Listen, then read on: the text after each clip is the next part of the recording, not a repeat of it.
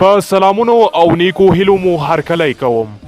هیله ده چې روغ جوړ او خوشاله اوسئ. په نننۍ ویډیو کې له ایتیکل هاکینګ سره راغلی یم. هیله ده چې دا ویډیو تر پایه راسره وګورئ او نورې ویډیوګانې مو هم راسره تعقیب کړئ.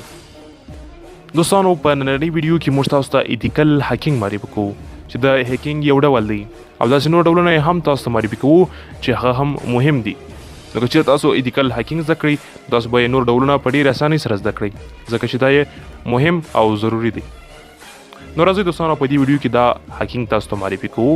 هیله ده چې د ویډیو تر پایه راسره پاتې سئ، نورې برخې یې هم وګورئ. د نورو برخو لپاره یې چینل سبسکرایب کړئ، د سبسکرایب بټن کلیک او د بیل آیکن ووهئ او لاندې ښایسته کمنټ وکړئ تر څو زه تاسو ته د دې ویډیو په اړه نور معلومات هم شریک کړم.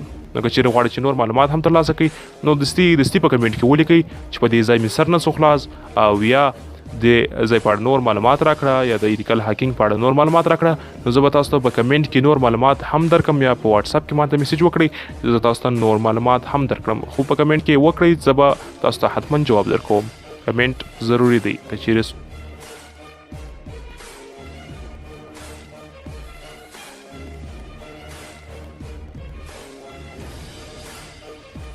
د هاکینګ معرفي.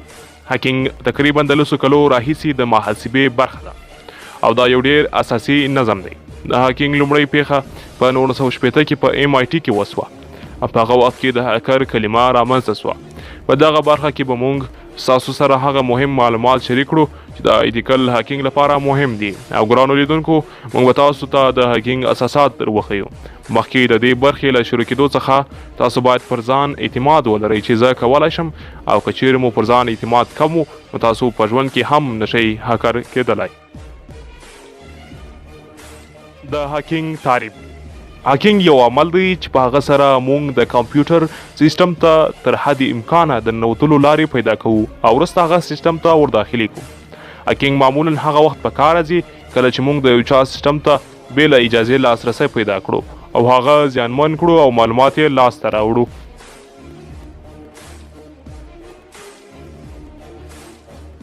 موږ د هاکینګ یو اخلاقي ډول زده کوو چې امکان لري په خطري لارو هم استعمال شي. موږ په دې ډول هاکینګ کې د کمپیوټر یا هم بل سیستم ضعیفتیاوې معلوموو او وروسته د هغه قوي کولو لپاره کار کوو.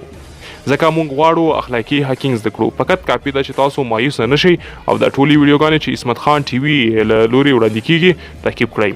ښه اوس راځو د ایتیکل هاکینګ تعریف وایو. لکه څنګه چې مو مخته وویل په ایتیکل هاکینګ کې موږ د کمپیوټر ضعیفتیاوې پیدا کوو او بیا هغه قوي کوو چې څوک یې حق نه کړي او یا هغه وجه یا سبب ګورو چې ولې زموږ کمپیوټر په د څو ورځو راهیسې زموږ په خوښه مخته نه ځي. په دې ډول هاکینګ سره موږ کولی سو خپل یوټیوب، موبایل، ویب سایټ، فیسبوک، پیسې او پیپال اکاونټ او داسې نور د پیسو اکاونټونه وژغورو. همدارنګه د بل چا فیسبوک یا سایټ ورته وساتو او د هغه څخه معاش ترلاسه کړو چې په فایبر کې تاسو ته تر $1000 پورې معاش هم درکول کیږي که چیرې تاسو په صحیح ډول سره زده کړئ. دلته موږ تاسو ته د هاکینګ ډولونه درښیو چې څو ډوله حق تاسو کولی شئ او یا امکان لري. اول له هغو څخه ویب سایټ هاکینګ دی. په ویب سایټ هاکینګ کې موږ مشهوره او یا هم کوچني سایټونو ته بې له اجازې داخلیږو او د هغه ډیټابیس یا معلومات ته لاسرسی پیدا کوو چې په هغه کې د دې پاسورډ، IP ادرس او داسې نور دي چې دغه په واسطه سره موږ د سایټ خپل کولی سو او دغه سایټ څخه هر ډول کار اخیستلی سو.